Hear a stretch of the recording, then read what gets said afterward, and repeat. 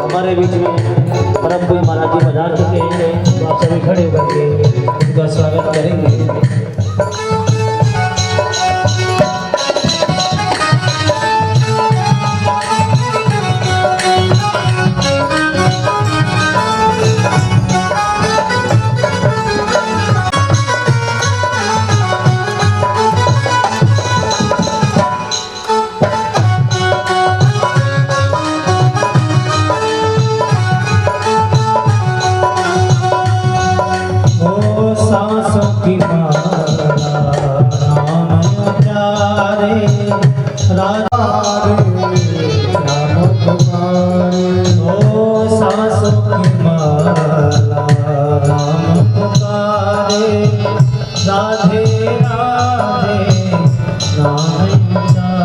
मेरी सांसों में है बसरा मेरा श्याम सावरा, मेरी सांसों में है बसरा मेरा श्याम सावरा, पत्ता डाली डाली मेरा श्याम बसरा, पत्ता डाली डाली मेरा श्याम सावरा, सारी सृष्टि का ये मालिक मेरा श्याम सावरा,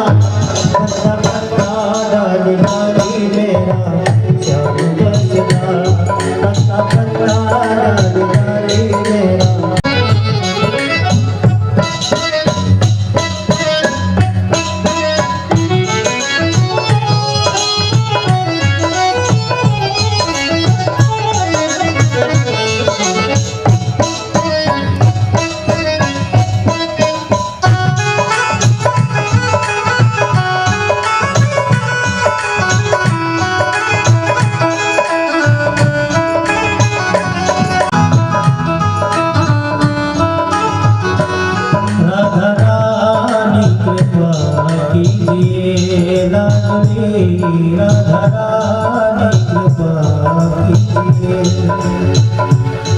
राधारानी कृपा कीजिए रानी, श्याम प्यारी कृपा कीजिए रानी, बरसाना बुला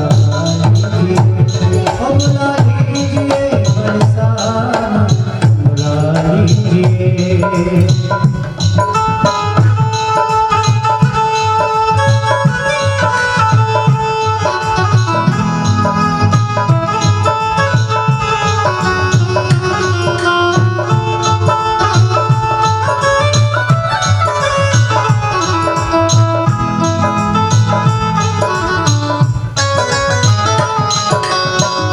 राधे राधे जिसने गाया श्याम ने उसको, गंगा मैया की, यमुना महारानी की, नंदगांव की, ब्रजधाम की, बस्ती नगर की, जय जय श्री राम, जय जय श्री राम, जय जय श्री राम।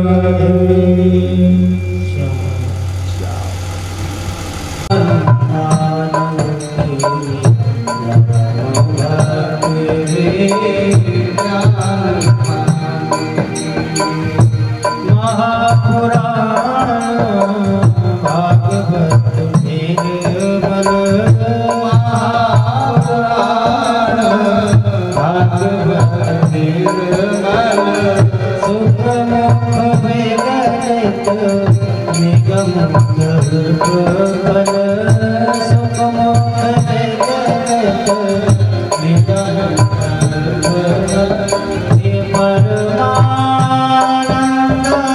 सुधा रस में भव विहार,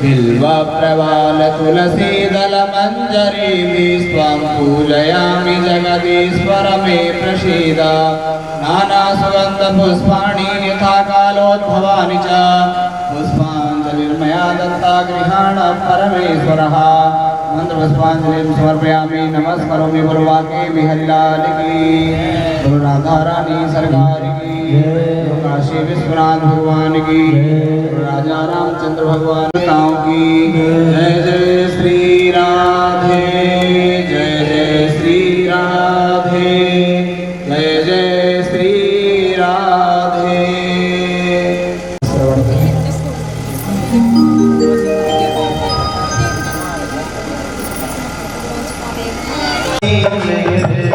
जर जर है पाओ संभालो हरि अपने चरणों की छाँव में, ओ अपने चरणों की छाँव में बिठा लो हरि अपने चरणों की छाँव में बिठा लो हरि मेरे जर जर है पाओ।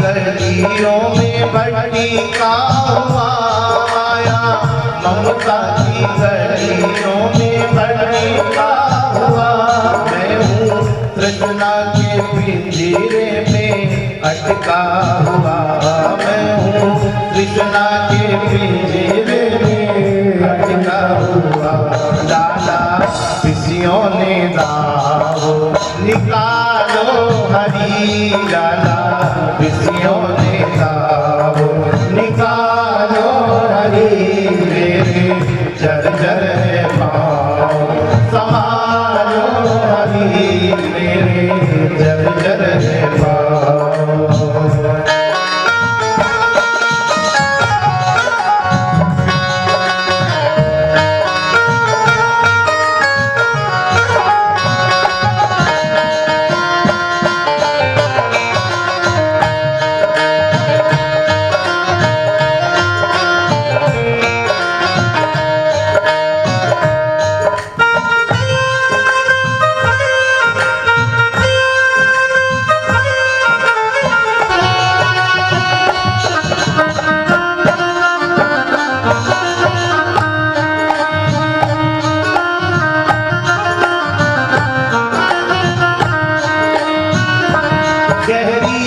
नदियों की लहरें दीवानी हुई गहरी नदियों की लहरें दीवानी हुई टूटे चप्पू और पतवारी पुरानी हुई टूटे चप्पू और पतवारी पुरानी हुई अब ये डूबेगी नाव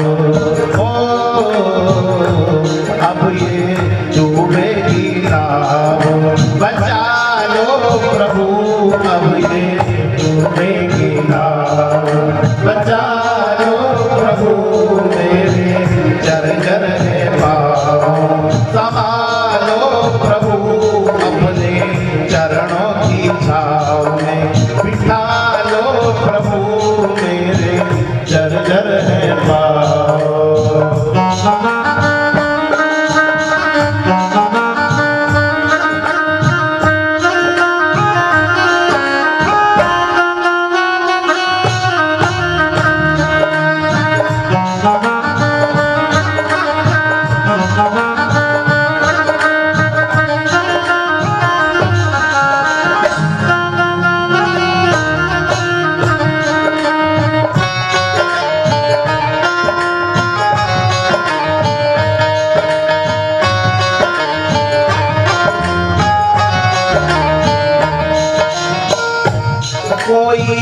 पतना किसी ने सुझाया मुझे, कोई पतना किसी ने सुझाया मुझे, कोई पतना किसी ने सुझाया मुझे, कोई पतना किसी ने सुझाया मुझे।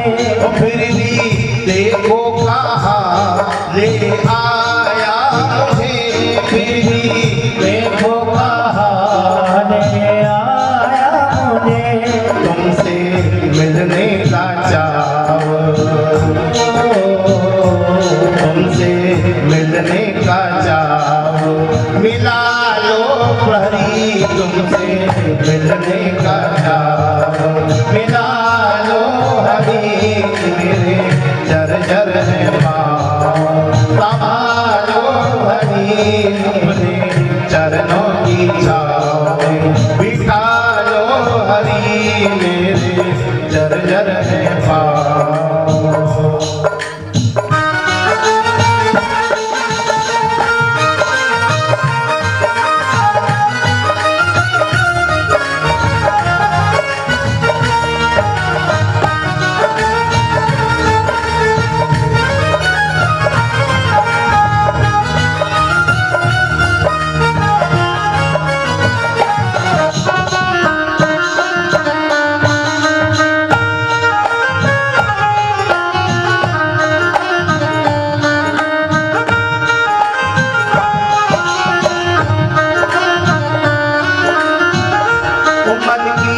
मुरली की धुन का सहारा मिले, मन की मुरली की धुन का सहारा मिले, मन की मुरली की धुन का सहारा मिले, मन की मुरली की धुन का सहारा मिले। तन को यमुना का शीतल किनारा मिले, तन को यमुना का शीतल किनारा मिले। हमको वृंदावन धाम, हमको वृंदावन धाम, बुला लो हरी हमको वृंदावन धाम, बुला लो हरी अपने चरणों की छाँव में, बिठा लो हरी हमने चरणों की छाँव, बिठा लो हरी मेरे जर्जर है पाँव, संभालो हरी मेरे जर्जर है पाँव, संभालो हरी मेरे जर्जर है पाँव, संभालो हरी मेरे जर्जर है पाँव, संभालो हरी मेरे जर्जर है पाँव, संभालो हरी मेरे जर्जर है पाँव।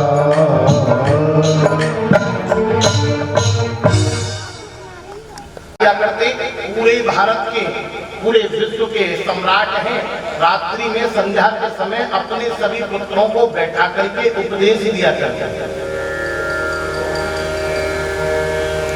एक बात बताऊं, परिवारों में आपस में सभी जितने भी व्यक्ति रहते हैं परिवार में, संध्या के समय सभी को बैठ करके एक दूसरे से संवाद करना चाहिए, कीर्तन करना चाहिए, भगवान के नाम का स्मरण सभी को एक साथ बैठ करके करना चाहिए। ऋषभदेव जी भी अपने सभी पुत्रों को बैठा करके बड़ा सुंदर उपदेश देते हैं। एक दिन क्या हुआ कि ऋषभदेव जी ने अपने सभी 100 पुत्रों से कहा, बेटा एक बात तो बताओ, तुमको ये मनुष्य शरीर किस लिए मिला है? किसी पुत्र ने कहा खाने के लिए, किसी ने कहा नहाने के लिए, किसी ने कहा आनंद लेने के लिए, किसी ने कहा सोने के लिए। बोले पिताजी शरीर किस लिए मिला? बोले अच्छी तरह से रहिए, खाइए, पीजिए, आनंद लीजिए, भोग विलास को भोगिए, केवल इसीलिए हमको ये शरीर मिला है। ऋषभदेव जी ने समझाया, नहीं बेटा, ये शरीर केवल हमको खाने पीने हंसने के लिए नहीं मिला। शरीर से महापुरुषों का संग करिए, प्रातः काल जल्दी उठ करके स्नान बनाइए, भगवान का भजन करिए, और 3 बातें हर गृहस्थी को याद रखनी चाहिए। पहली, जब हम घर बनावे तो घर के अंदर सुंदर से मंदिर का निर्माण करें और मंदिर के अंदर जो प्रतिमाएं विराजित है ना, उनके अंदर केवल यही भाव मन में डालें कि ये प्रतिमा नहीं बल्कि साक्षात भगवान हमारे मंदिर में विराजमान है। और दूसरी बात, घर में जब भोजन बनावे तो भगवान को भोग लगाना। और तीसरी बात, एक बार जो वस्तु जो सामान भगवान के चरणों में चल जाए उसको भूल करके भी अपने पैरों में मत लगाना, ये प्रयास करना। ऋषभदेव जी कहते हैं बेटा यही जीवन के लक्षण है। मैं तुम्हें दो मार्ग बताता हूं, महापुरुषों की सेवा करना यह मुक्ति का द्वार है, संतों की सेवा करना, गुरुजनों का सम्मान करना, और शराबी कबाबी वैश्यागामी पुरुषों का संग करना ये नरक का द्वार है। संतों की सेवा करना, संत कौन है? जो बिगड़े हुए काम को साध है वो संत है। अब ऐसा नहीं हम तो संत की सेवा करते रहे और संत भी शिष्य की भावना को ना समझे, ऐसा भी नहीं होना चाहिए। एक बार क्या हुआ, एक गुरुजी के पास एक शिष्य आया। गुरुजी ने जैसे उससे पूछा बेटा किस लिए आए हो? बोले आपसे शिक्षा हार बना करके पालकी में जोड़ दिया। अब जड़ भरत जी का एक नियम क्या है? जड़ भरत जी जब जमीन में चलते ना तो 5 कदम देख करके चलते। कोई चींटी कोई चैटा मेरे पैरों के नीचे दब करके न मर जाए, इसीलिए 5 कदम देख करके चलते हैं। अब जैसे ही पालकी को लेकर के जड़ भरत जी चले ना, तभी क्या हुआ कि चींटियों का ढेर आ गया। अब चींटियों का ढेर आया तो जड़ भरत जी ने कूदा। जैसे ही कूदे तो पालकी हिली तो राजा रहुगण का सिर पालकी में लगा ध्यान से जाकर। जैसे सिर लगा, राजा रहुगण ने कहा कि देखो पालकी ढंग से चलाओ, ये कौन है? कहार बोले महाराज ये नया वाला है। थोड़ी देर बाद फिर चींटी आई, फिर उछले, फिर सिर लगा। बोले इससे कहो ढंग से पालकी चलाए। बोले इतना मोटा ताजी शरीर लेकर के घूम रहा है, इस पर ढंग से पालकी नहीं चलाई जाती, इससे कह दो सही से पालकी चलाए, वरना इसको ऐसा दंड दूंगा, ऐसी इसकी चिकित्सा करूंगा कि पूरा जीवन याद रखेगा। आज ये बात जैसे ही जड़ भरत जी ने सुनी ना, आंखों से अश्रु प्रवाह हो चला है। बोले मेरे 40 वर्ष पूरे हो गए, लेकिन मैंने आज तक एक भी शब्द अपने मुंह से नहीं बोला। यदि आज भी राजा रहुगण को मैंने उपदेश नहीं दिया तो लोग कहेंगे जड़ भरत के होते हुए रहुगण अज्ञानी का अज्ञानी रह गए। बोले मोटा ताजी राजन ध्यान देना। बोले तुलसी बिरवा बाग का सींचत ही मुरझाए, तुलसी बिरवा बाग का सींचत ही मुरझाए, और राम भरोसे जो रहे पर्वत पर हरि आए। आज बड़ा सुंदर जड़ भरत जी जवाब दे रहे हैं। जड़ भरत जी कहते हैं राजन तुम्हारी बात मेरी समझ में नहीं आई। तुमने कहा कि पालकी का परिश्रम मुझको हो रहा है, तो ध्यान देना पालकी का परिश्रम उसको होगा जो पालकी को चलाता है, और जो कभी चलाता ही नहीं तो उसको श्रम क्यों होगा? और राजन पालकी चलने का श्रम भी उसको होगा जो जमीन पर चलेगा, जो जमीन पर नहीं चलेगा उसको श्रम क्यों? तुमने कहा मोटा होना पतला होना, इतना मोटा ताजी शरीर लेकर के घूमते हो, तो राजन एक बात बता दूं, मोटा होना पतला होना लंबा होना छोटा होना ये शरीर का धर्म है, तो तुम कैसे कह सकते हो मोटा होना पतला होना? राजन तीसरी बात तुमने कही कि तुम जीवित ही मुर्दे के समान लगते हो, तो राजन एक बात बताऊं, जीवन और मरना, जीना और मरना समान है। जो आया है उसको मरना भी पड़ेगा, लेकिन एक बात सुन लेना, भूख लगना प्यास लगना, निद्रा, भय, ग्लानि, ये सब केवल प्राण, मन और बुद्धि के धर्म हैं। और मैं प्राण नहीं हूँ, मैं शरीर नहीं हूँ, मैं बुद्धि नहीं हूँ, मैं आत्मा हूँ। और आत्मा का संबंध केवल परमात्मा के साथ होता है। बोले राजा, आत्मा कभी जन्म नहीं लेती, आत्मा कभी मरती नहीं है। और तुमने कहा राजा कि मैं तुमको दंड दूंगा, चिकित्सा करूंगा। बोले काहे का दंड दोगे? बोले गेहूं को पीस करके आटा बना दिया, आटे को पीस करके मैदा बना दी, मैदा को पीस करके क्या बनाओगे? फूल को पीस करके इतर बना दिया, पवित्र को पीस करके क्या बनाओगे? बोले राजा, ये पालकी पृथ्वी का एक टुकड़ा है, ये पालकी में बैठा राजा रहुगण पृथ्वी का दूसरा टुकड़ा है, ये जड़भरत पृथ्वी का तीसरा टुकड़ा है। एक टुकड़े पर दूसरे को रख करके यदि तीसरा टुकड़ा रख दिया जाए तो बताओ परिश्रम किसको होगा? जैसे रहुगण ने सुना ना, राजा रहुगण तुरंत उतर करके सीधे चरणों में गिर पड़े। बोले क्षमा करना प्रभु, आप कौन हो, अपना परिचय दीजिए। जड़भरत जी कहते राजा फिर दूसरी गलती कर रहे हो मुझसे पूछ करके कि मैं कौन हूं। बोले नहीं नहीं, मैं अपनी जानकारी के लिए तुमसे पूछना चाहता हूं आप कौन है। कहीं ऐसा तो नहीं कपिल भगवान मेरे सामने आ गए? आपको प्रणाम करता हूं। मेरा बस केवल आपसे एक यही निवेदन है, आप मुझको सरल भाषा में समझाइए, मेरी समझ में कुछ भी नहीं आया है। जड़भरत जी कहते हैं राजा रहुगण, तुमने पूछा कि शरीर का संबंध किससे होता है, तो ध्यान देना, शरीर का संबंध है इंद्रियों से, इंद्रियों का संबंध है बुद्धि से, और बुद्धि का संबंध है आत्मा से। जड़भरत, मैं इसीलिए तुमको समझा रहा हूं कि आत्मज्ञान तुमको बहुत जरूरी है। आज जड़भरत जी ने राजा रहुगण को बड़ा सुंदर तात्विक उपदेश प्रदान किया है।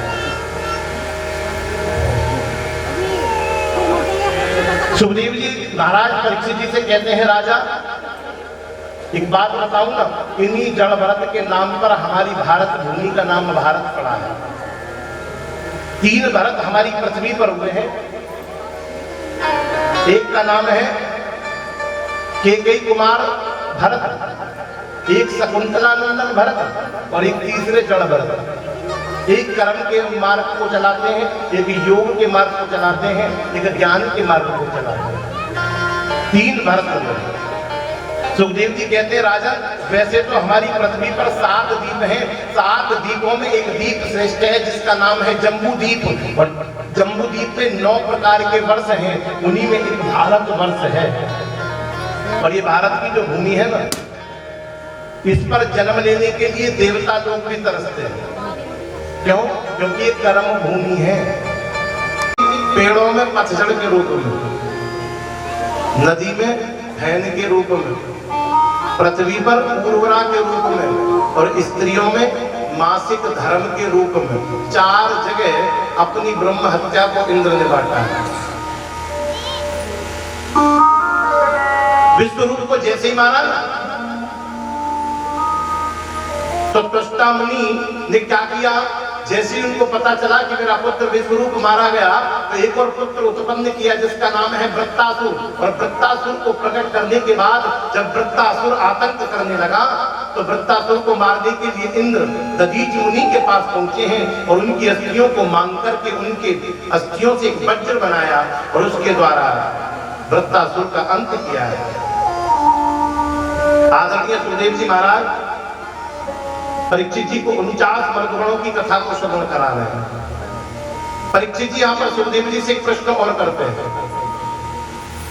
परीक्षित जी कहते हैं गुरुदेव एक बात तो बताइए, मैं कोई तर्क वितर्क नहीं करना चाहता, लेकिन मैं जिज्ञासा के लिए कुछ पूछना चाहता हूँ। मैं केवल आपसे यही निवेदन करना चाहता हूँ कि परमात्मा की दृष्टि तो एक सी होनी चाहिए। सबको एक नजर से परमात्मा को देखना चाहिए, क्योंकि देवता भी पुत्र परमात्मा के हैं और राक्षस भी पुत्र परमात्मा के हैं, लेकिन यहाँ पर परमात्मा की दृष्टि सब नहीं है, क्योंकि परमात्मा हमेशा राक्षसों को ही मारते हैं, देवताओं को कभी नहीं मारते। क्या परमात्मा जिन देवताओं के लिए राक्षसों को मारते हैं, क्या वो देवता सभी अच्छे होते हैं? हम बताऊंगा, जिन देवताओं के लिए राक्षसों का वध कर देते हैं, क्या वो राक्षस का वध हो रहा है, वो सब देवता अच्छे हैं जिनके लिए राक्षसों को मार रहे हैं? तो सुखदेव जी कहते हैं, राजन एक बात बताओ, भगवान कभी किसी को मारते नहीं हैं, भगवान कभी किसी को जिंदा नहीं रखते हैं, ये कार्य जीव खुद करता है। गांठ मार दे नए बात, परमात्मा कभी किसी को नहीं मारते, ना किसी को बचाता है, लेकिन जान देना, आंखों के सामने जो एक बार परमात्मा के पहुंच जाता है ना, परमात्मा फिर उसको कभी डूबने नहीं देते हैं, और जो आंखों के सामने नहीं पहुंचा तो डूब जाता है। और परमात्मा की आंखों के सामने पहुंचना ही परमात्मा चिंतन कहलाता है। हमारे संत कहते हैं ना, चिंतन करो परमात्मा चिंतन करो। परमात्मा चिंतन क्या है? परमात्मा चिंतन ही तो परमात्मा का चिंतन, मतलब परमात्मा की आंखों के सामने पहुंच जाना।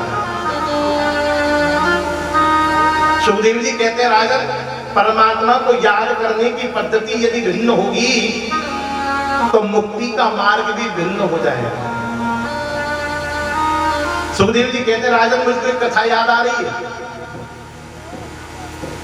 बोले, आज सुखदेव जी बताते हैं, बोले, परीक्षित, तुम्हारे बाबा युधिष्ठिर ने एक यज्ञ किया, और जैसे ही वो यज्ञ किया ना, तो यज्ञ में एक प्रश्न उठा कि सबसे पहले किसकी पूजा की जाए।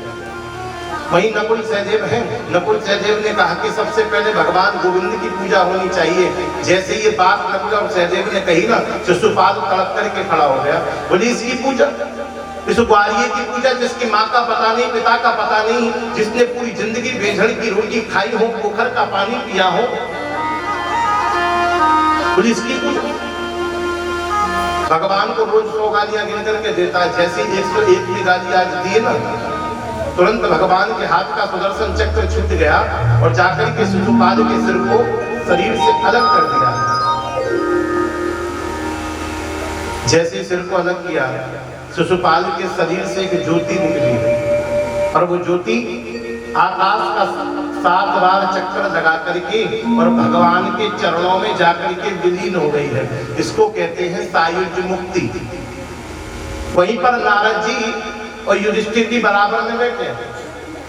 युधिष्ठिर जी ने नारद जी से कहा, बोले, एक बात तो बताओ प्रभु, जो शिशुपाल भगवान को रोज गिन गिन करके 100 गालियां देता था, उसको तो करोड़ों वर्षों तक नरक में सड़ना चाहिए था, लेकिन उसको भगवान ने सायुज्य मुक्ति प्रदान कर दी। ऐसा क्यों? नारद जी कहते हैं, युधिष्ठिर सुनो, मान लिया कि शिशुपाल परमात्मा को गाली बकता था, लेकिन गाली देते समय शिशुपाल चिंतन तो भगवान का ही करता था।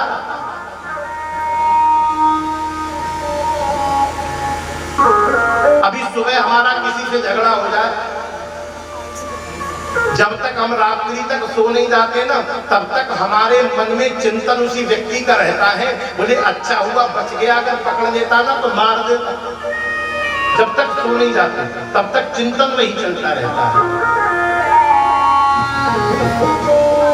शिशुपाल ने भगवान के द्वेष से भजा, कंस ने भय से भजा, गोपियों ने काम से भजा, लेकिन कैसे भी भजा, जिस समय शिशुपाल परमात्मा को गाली बकता था, उसका चिंतन तो परमात्मा का ही चलता था। वो फोटो अंदर तो भगवान की ही उसके नजरों में घूमती रहती थी। और क्या जानते हो परीक्षित, तुम क्या समझते हो कि शिशुपाल का परमात्मा से किसी जन्म का वैर है? नहीं, शिशुपाल का भगवान से 3 जन्मों का वैर है। सबसे पहले ये हिरण्यकश्यप बना, प्रहलाद को बहाना बना करके इसने परमात्मा से द्वेष किया है। अनेक प्रकार के कष्ट प्रहलाद को दिए, लेकिन परमात्मा नरसिंह भगवान बनकर के आए और प्रहलाद के प्राणों की रक्षा करके हिरण्यकश्यपु का वध मेरे प्रभु ने किया है। और दूसरी बार ये रावण बना और मां जानकी का हरण करके इसने भगवान राम से द्वेष किया है और मेरे प्रभु ने इसका भी उद्धार किया। और तीसरी बार ये शिशुपाल बना है। एक नहीं, दो नहीं, तीन तीन जन्मों का पैर भगवान के साथ है। एक जन्मों का नहीं। इसीलिए मैं कहता हूं कि जितना हो सके इन समस्त प्रसंगों का मूल केवल एक उद्देश्य है। शास्त्र कहते हैं घर छोड़ करके वन में जाना जरूरी नहीं है, बल्कि भागवत में तो यहाँ तक लिखा है कि व्यक्ति संत बन जाए, भगवा वस्त्र धारण कर ले, अन्न धन सबका त्याग कर दे, सुबह से लेकर के आज शाम तक 8 घंटे रोज भजन करे। और भजन करने से जो फल उस सन्यासी को प्राप्त होता है ना, वही फल एक गृहस्थी को सुबह के समय झाड़ू लगाते समय भजन गाने से प्राप्त हो जाता है। गृहस्थ सन्यासियों का जननी है। सुखदेव जी कहते हैं राजन, गृहस्थ जीवन आदर्श है, श्रेष्ठ है, लेकिन गृहस्थ कब श्रेष्ठ माना जाएगा? जब उस गृहस्थ के चरित्र में गोविंद के नाम का गान होगा। बोले कर से कर्म करो विधि नाना, मन राखे जहाँ कृपा निधाना। बस हर समय, हर क्षण, हर पल बस गोविंद के नाम को गाना है। श्री कृष्ण गोविंद हरे मुरारी, हे नाथ नारायण वासुदेवा। और एक बात याद रख लेना, यदि तुम परमात्मा को याद करोगे तो ऐसा नहीं कि परमात्मा तुमको याद नहीं करेगा, वो भी अवश्य करेगा। याद आएगी उनको कभी ना कभी, कृष्ण दर्शन तो देंगे कभी ना कभी। ऐसा विश्वास मन में जमाते चलो, कृष्ण गोविंद गोपाल गाते चलो। हर समय, हर पल बस भगवान को याद रखो। लेकिन परीक्षित, हम भगवान को याद कब करते हैं? जब दुख जीवन में आते हैं। यदि सुख आते हैं ना तो परमात्मा को भूल जाते हैं, देखते भी नहीं। अहंकार में हम लोग परमात्मा की तरफ दर्शन भी नहीं करते हैं। हम केवल परमात्मा को दुख में याद करते हैं। यदि सुख में हम परमात्मा को याद करें ना तो दुख कभी भी जीवन में आ नहीं सकता है। दुख में सुमिरन सब करें और सुख में करे न कोई। जो सुख में सुमिरन करे तो दुख का ही हो। कहने का आशय केवल इतना है कि यदि हम सुख में परमात्मा की स्मृति हमको याद रहे ना तो दुख कभी जीवन में आ नहीं सकता है। बोले दुख में तड़पो मती, सुख में भूलो मती, प्राण जाए मगर नाम भूलो मती। मन से बंसी वाले को रिझाते चलो, कृष्ण गोविंद गोपाल गाते चलो। परमात्मा की याद सुख में ज्यादा करनी चाहिए। बोले राजन, एक त्रिकूट नाम का पर्वत है और उस पर्वत के चारों ओर बड़ा भयानक जंगल है और उस जंगल में रहता है एक हाथी जिसका नाम है गजेंद्र। बड़ा अभिमानी। कल मैंने बताया था पद और मद दोनों सगे भाई हैं। जहां पद होगा वह मद स्वयं खिंचा चला है। अब गजेंद्र बड़ा अभिमानी, जब वन में चलता ना तो सारे छोटे मोटे जीव जय जयकार करते, गजेंद्र की जय हो, गजेंद्र की जय हो। और सुनो, 50 पत्नियां हैं और 150 पुत्र हैं। जिधर चलता उधर जय जयकार हो। एक बार क्या हुआ कि गजेंद्र एक सरोवर में स्नान करने के लिए गए, और जैसे ही स्नान करने के लिए गए ना, अभिमानी तो था, घुस गया जल में स्नान करने के लिए, पत्नी और बच्चों को लेकर के स्नान करने लगा, अटखेलिया करने लगा। कभी सूंड में जल भर के पत्नियों के ऊपर फेंकता, कभी पुत्रों के ऊपर फेंकता, और उसी जल के अंदर रहता है एक ग्राह, और आज उस ग्राह ने आकर के गजेंद्र के पांव को पकड़ लिया। गजेंद्र ने सोचा कोई छोटा मोटा जीव होगा, पता नहीं है मैं हूं, पता चलेगा तो छोड़ देगा, लेकिन उस ग्राह ने उस पांव को पकड़ लिया। धीरे धीरे धीरे धीरे गजेंद्र के रक्त का शोषण करने लगा, और जब रक्त कम होने लगा ना, तो उसकी शक्ति क्षीण होने लगी। आज गजेंद्र अपने पांव को छुड़ाने का प्रयास करने लगा, लेकिन छुड़ा नहीं पा रहा है, क्योंकि जलचर जीव है ग्राह, और जल के जीव का जल के अंदर शक्ति दुगनी हो जाती है। पांव को पकड़ लिया, पत्नी और पुत्रों को सहायता के लिए बुलाया, तो पति और पत्नी और बच्चे सहायता के लिए आए। सूंड में सूंड फंसा करके निकालने का प्रयास किया, 3 महीने हो गए खींचते। बच्चों ने देखा कि पिताजी निकलते नहीं है, बच्चे छोड़ करके चल दिए। जैसे चले ना, गजेंद्र ने आवाज लगाई, अरे बेटा कहाँ जा रहे हो? इस बाप को मुसीबत में छोड़ करके कहाँ जा रहे हो? बोले पिताजी क्या करें, आप निकलते नहीं, आपके चक्कर में हम थोड़ी मर जाए।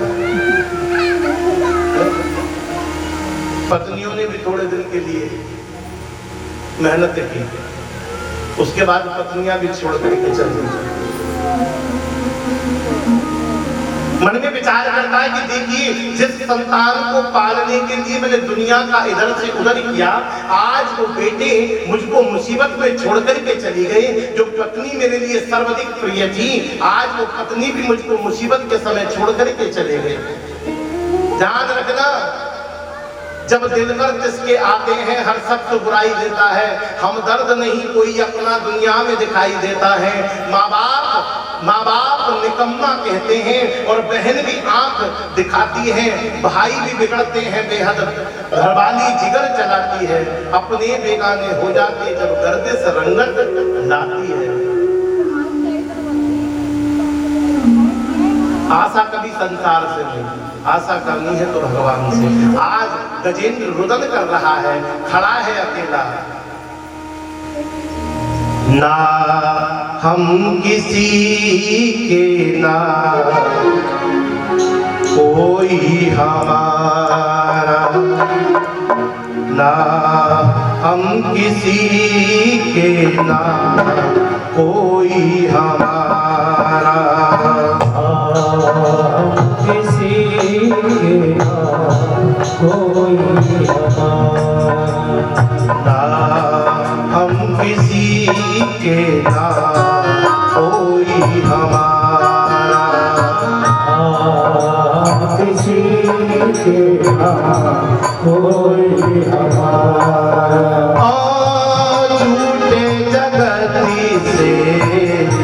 झूठे जगती से करी लो किनारा, हम किसी के ना कोई हमारा, हम किसी के ना कोई हमारा।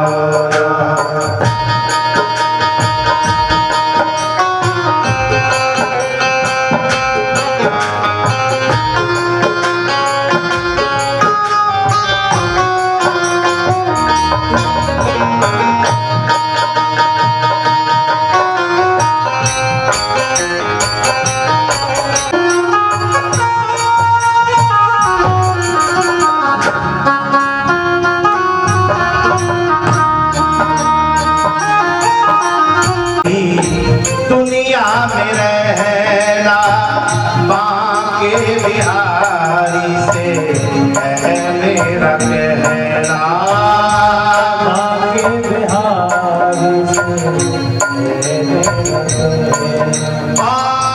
मुश्किल हुआ तेरी दुनिया में रहना, बांके बिहारी से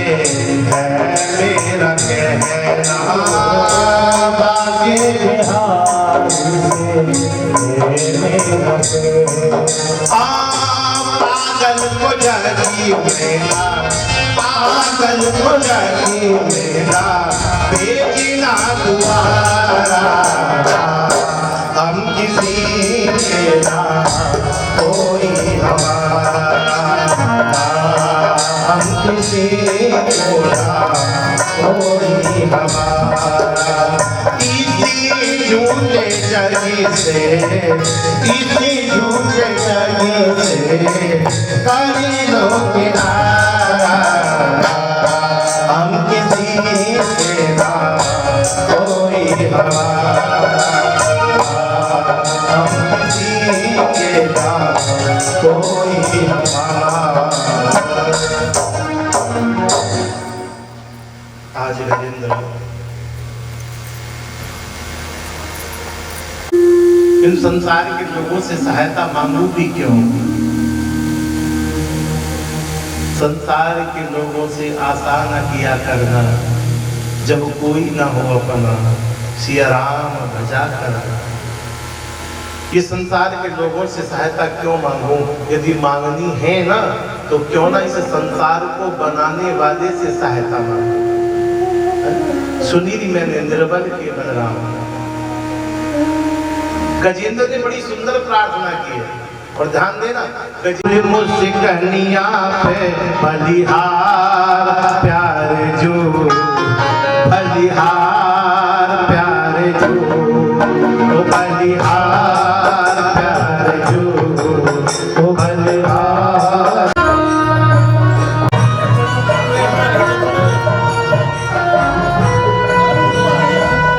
अभी आगे आगे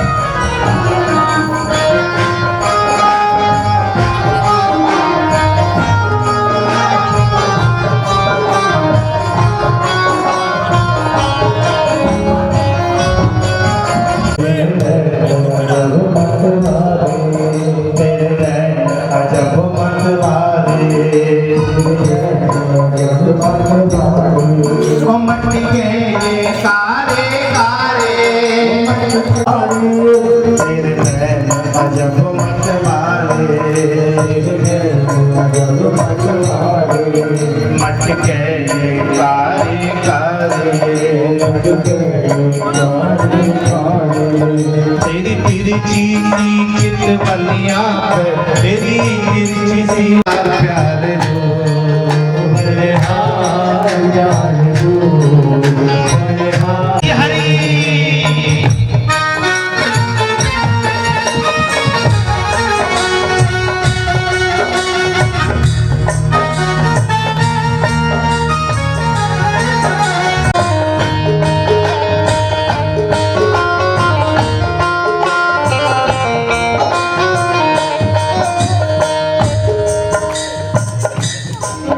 तेरे बाल बड़े घुंघराले, तेरे बाल बड़े घुंघराले, तेरे बाल बड़े घुंघराले, तेरे बाल बड़े घुंघराले, लटके कारे कारे,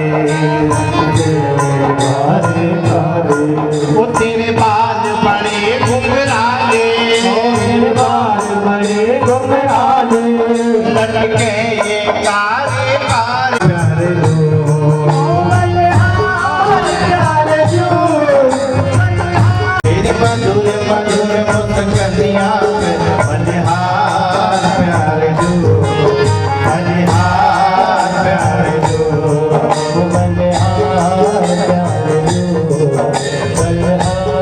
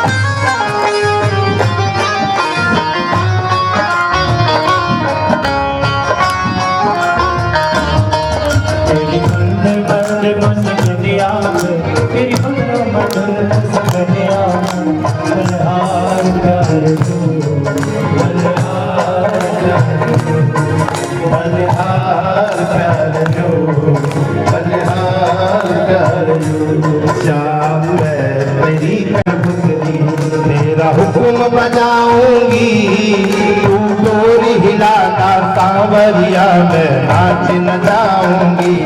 शाम में मेरी कठपुतली, शाम में मेरी कठपुतली, तेरा हुक्म बजाऊंगी, तू डोरी हिलाना सांवरिया, मैं नाच नचाऊंगी।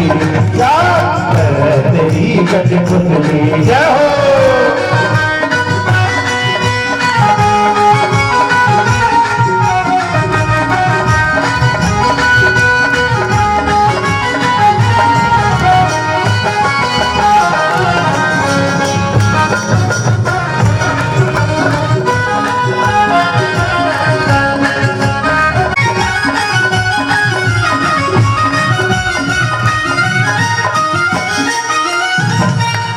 मेरा वजूद कुछ ही नहीं, मैं जड़ हूँ सांवरे, मैं जड़ हूँ सांवरे।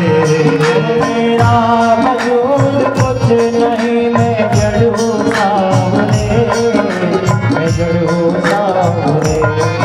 मेरा वजूद कुछ ही नहीं, मैं जड़ हूँ सांवरे, मैं जड़ हूँ सांवरे। मेरा वजूद कुछ नहीं, मैं जड़ हूँ सांवरे।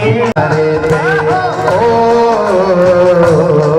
मैं तेरे एक सारे पे चेतन हो जाऊंगी, तू डोरी हिलाना सांवरिया, मैं नाच नचाऊंगी।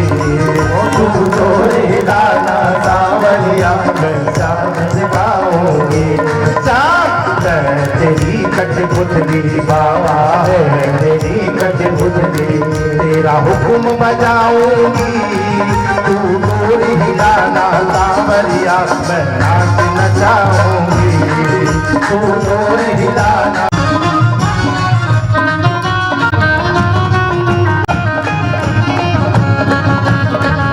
नकेल तो तेरे हाथों में है प्रभु, हाथों में सांवरिया, मैं नाच नचाऊंगी। और तू डोरी हिलाना सांवरिया, मैं नाच नचाऊंगी। जय हो।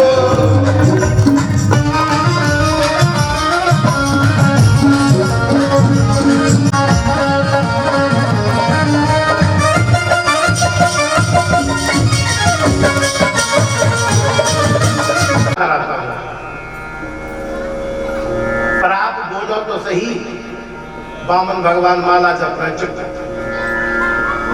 थोड़ी देर बाद माला पूरी हुई, तो माला पूरी होने के बाद वामन भगवान ने कहा, ओहो तुम्हारा ही नाम बलि है? बोले हाँ गुरु, हमको ही बलि कहते हैं। बोले तुम्हारे पिताजी विरोचन बड़े दानी थे, तुम्हारे बाबा प्रहलाद बड़े दानी थे, तुम्हारे परबाबा हिरण्यकश्यप बड़े दानी थे। अब दानियों के परिवार में यदि तुम भी दानी हो तो कोई बड़ी बात नहीं है, लेकिन राजन मैं तुम्हारी इच्छा को पूरी नहीं कर सकता हूँ। बोले क्यों? बोले मेरा नियम है, हम कभी भी किसी से कुछ भी लेते नहीं हैं। बलि ने कहा, हे प्रभु, आप जैसा विद्वान मेरे यहाँ आकर के और बिना कुछ लिए चला जाए, मेरे मन को बड़ा कष्ट होगा। वामन भगवान कहते बोले राजन लेकर के करें क्या? अकेला शरीर है, बारिश आती है छाता ले लेते हैं, बैठना होता आसन पर बैठ जाते हैं, कुछ खाना होता है ना तो जा करके कमंडल में रख करके खा लेते हैं। अकेले शरीर के लिए क्या करें?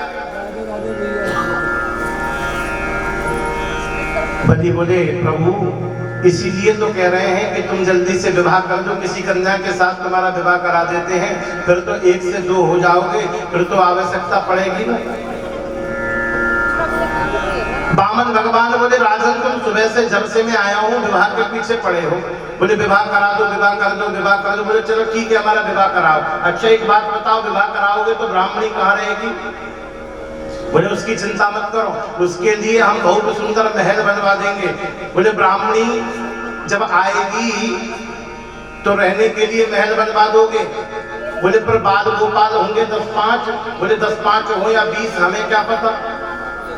बोले नहीं नहीं, फिर बाल गोपाल जब हो जाएंगे तो उनके लिए भोजन की व्यवस्था, बोले उसकी चिंता मत करो, भंडार खुलवा देंगे।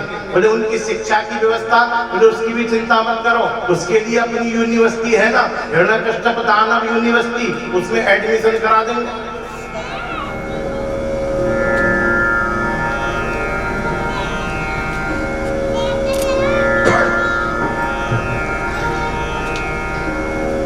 बामन भगवान बोले अच्छा एक बड़ी एक बात बताओ, बाल गोपाल 10-5 होंगे या कितने? बोले हमें क्या पता कितने होंगे, 20 भी हो सकते हैं। बोले नहीं नहीं, इसलिए पूछ रहे हैं, 10-5 बाल गोपाल होंगे तो उसमें से 2-4 मर भी तो सकते हैं।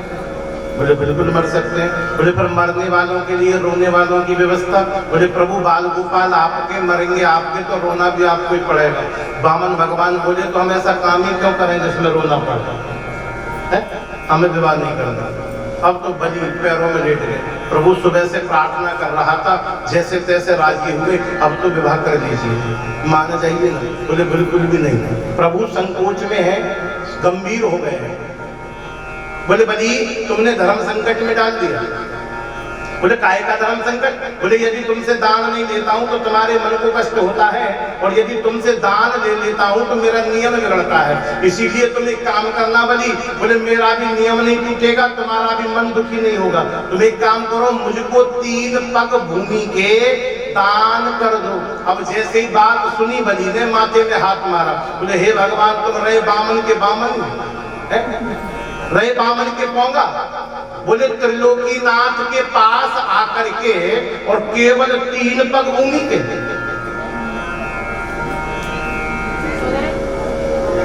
बामन भगवान कहते हैं राजन सुनो, हमने बहुत कहानी सुनी है, आज 5 गांव लेंगे, कल 50 की इच्छा होगी, इसीलिए हमने कामनाओं पर संयम रख रखा है। हम 3 से 3.25 पग भी भूमि का दान नहीं लेंगे, और 3 पग भूमि भी हम अपने पैरों से नाप करके लेंगे। बलि बोले गुरुदेव लो कर लो बात, 3 बिना के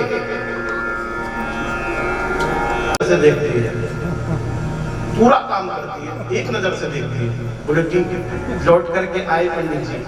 अब सेठ जी ने पूछा लड़का देखा है? बोले हाँ। बोले कैसा है? बोले बहुत सुंदर, बेऐब है, बहुत पढ़ा लिखा है, बहुत कमेरा है, इतना काम करता है कि एक टांग पर ही पूरे काम करके ले जाता है। अब दोनों का विवाह हुआ, जब दोनों का मिलन हुआ ना, तो लड़की के एक आंख नहीं और पंडित और लड़के के एक टांग नहीं। अब सेठ जी ने पंडित जी को पकड़ दिया। बोले बताओ ये कैसा विवाह करा दिया? बोले इसमें मेरा कोई दोष नहीं, मैंने तो कहा था ना, लड़की एक आंख से सबको देखती है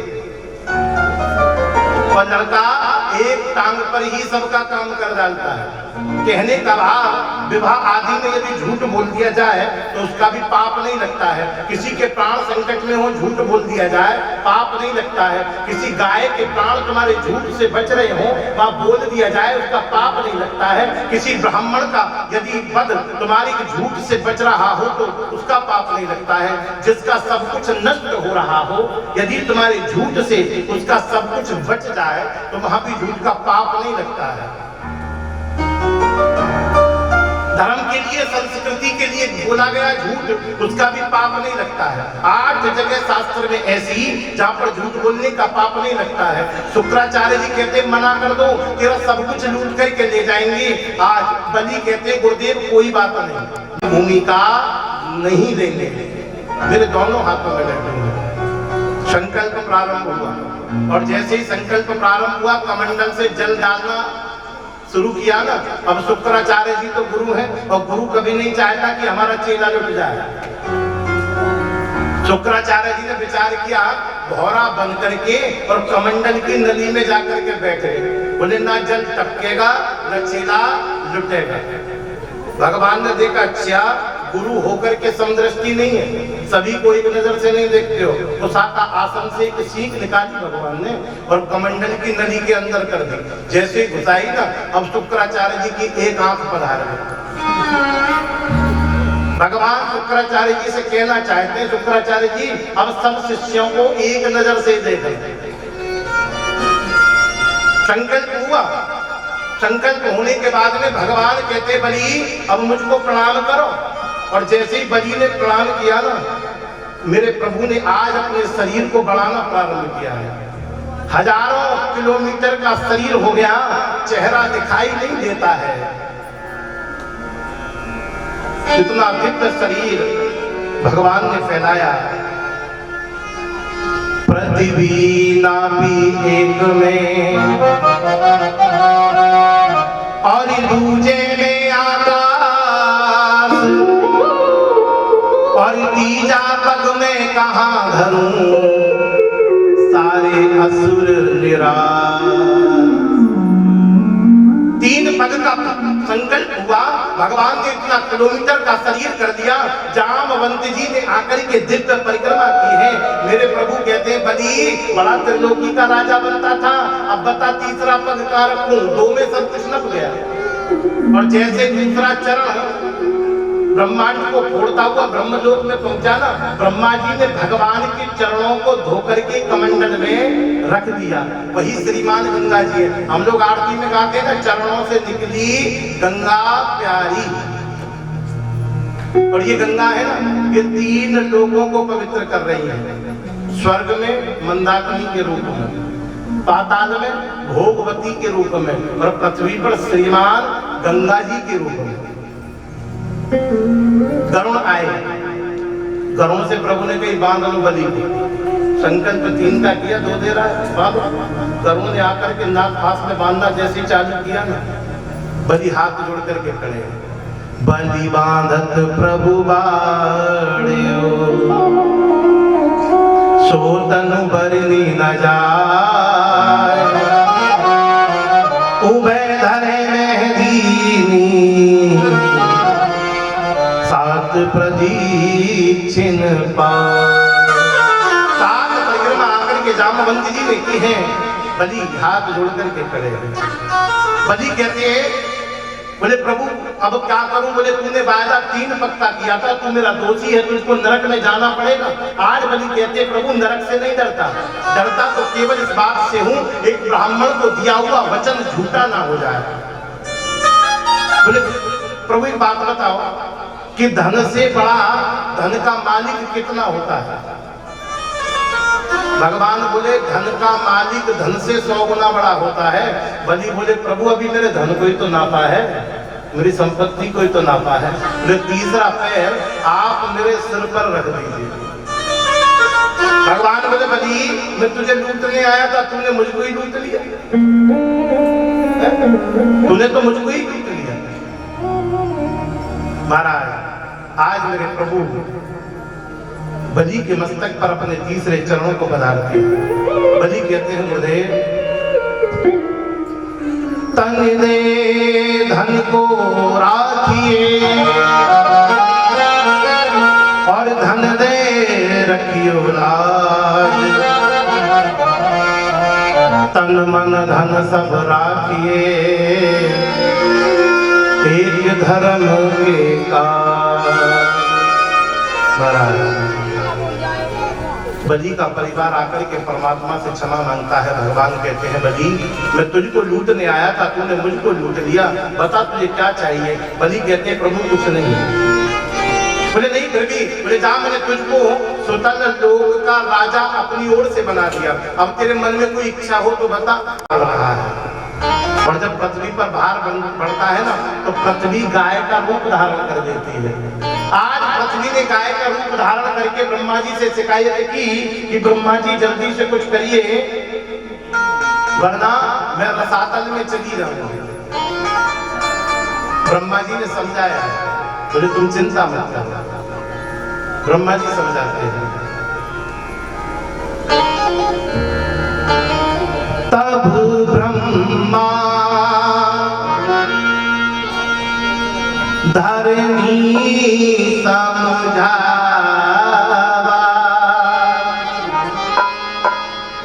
अभय भई भरोसे जिया।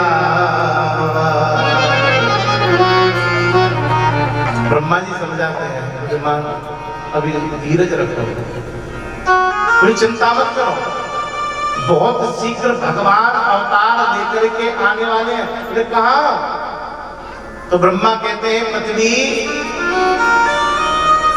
आबादी पुरी रघुकुल मानी राव वेदी विदित तेहि दशरथ नाम।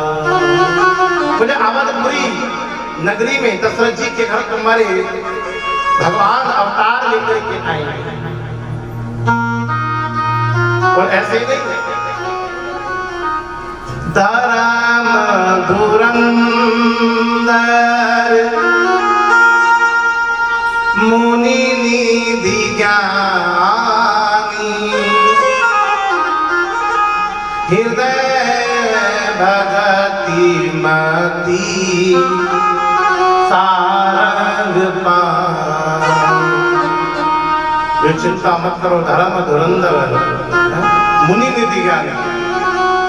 एक राजा होंगे दशरथ जी और उन दशरथ जी के घर पर प्रभु अवतार लेकर के आएंगे। आज प्रभु ने पृथ्वी को संतुष्ट किया है, पृथ्वी लौट करके आई है। इधर दशरथ जी बड़े चिंतित हैं, किसी प्रकार की कोई कमी नहीं है, लेकिन संतान नहीं है। एक बार बैठ करके चिंतन कर रहे हैं कि शायद मेरे पितर देवता मेरे द्वारा दिए गए अन्न और जल को ग्रहण नहीं कर रहे हैं, इसीलिए मेरे संतान नहीं है। और ध्यान देना, जब मन व्यक्ति का विचलित होता है ना, तो केवल एक व्यक्ति ही विचलित मन को शांति प्रदान कर सकता है, और वो होता है हमारा गुरु।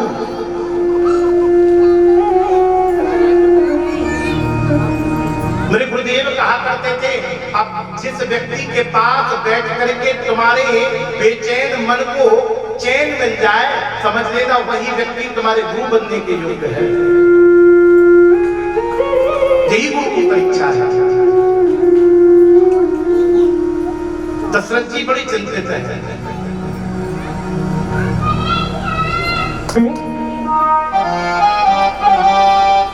और जब दशरथ जी चिंतित हैं, मन में विचार करते हैं, एक बार भूपति मान माही,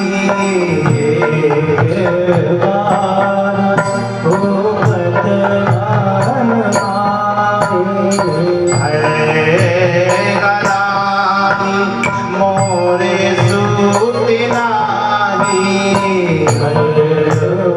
गाइए सभी मेरे साथ गाइए।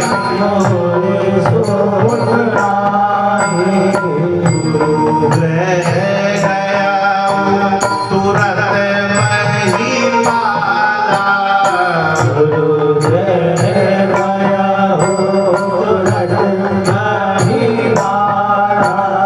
चरण लागी कर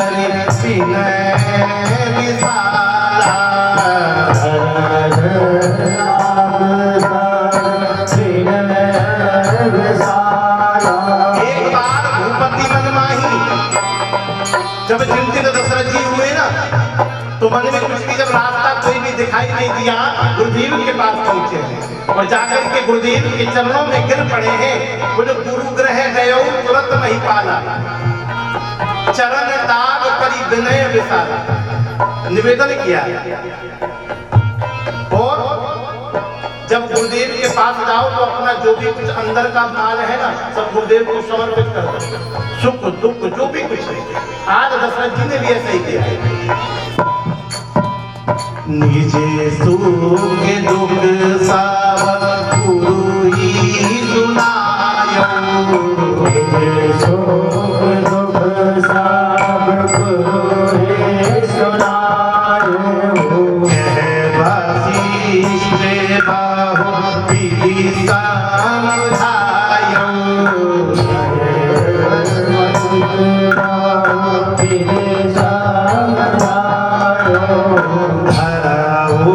धीरी होई स्तुति जारी,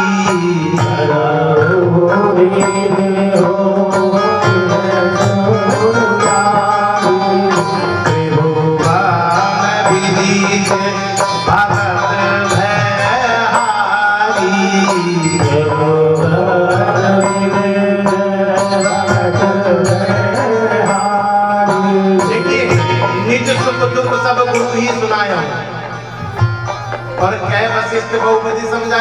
वशिष्ठ जी ने दशरथ जी को समझाया, बोले धर्म धीर होई सुत चारी।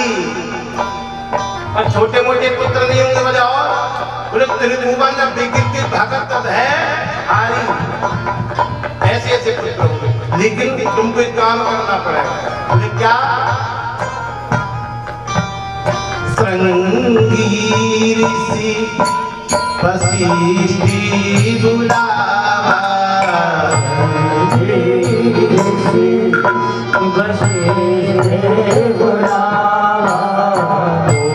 पुत्र काम सुभयागी करावा,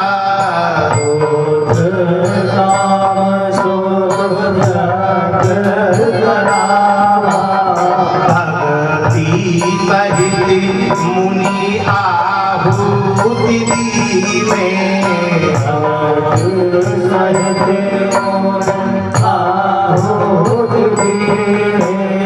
प्रगटे अग्नि चरु कर लीने,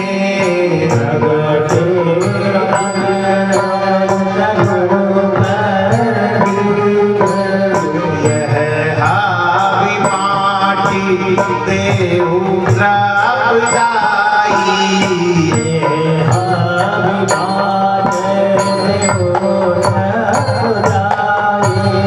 जथा जोगे जय भागी बनाई,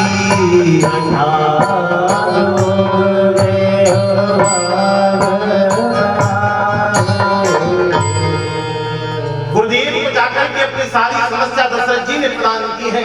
आज गुरुदेव कहते हैं दशरथ चिंता मत करो, एक नहीं दो नहीं चार पुत्र होंगे, और चारों बड़े सुंदर पुत्र होंगे, लेकिन एक काम करना पड़ेगा। बोले क्या? बोले पुत्र कामेष्टि यज्ञ कराना पड़ेगा, और श्रृंगी ऋषि को बुला करके कराना। बोले ठीक है, श्रृंगी ऋषि को बुलाया गया है। वशिष्ठ जी यज्ञ की तैयारी करा रहे हैं। यज्ञ तो प्रारंभ हुआ, बड़े आदर से आहुति प्रदान की गई है। अग्निदेव कर में चरु लेकर के प्रकट हुए हैं और कह दिया राजा दशरथ जी को दे दिया, जाकर के तीनों रानियों में बांटे।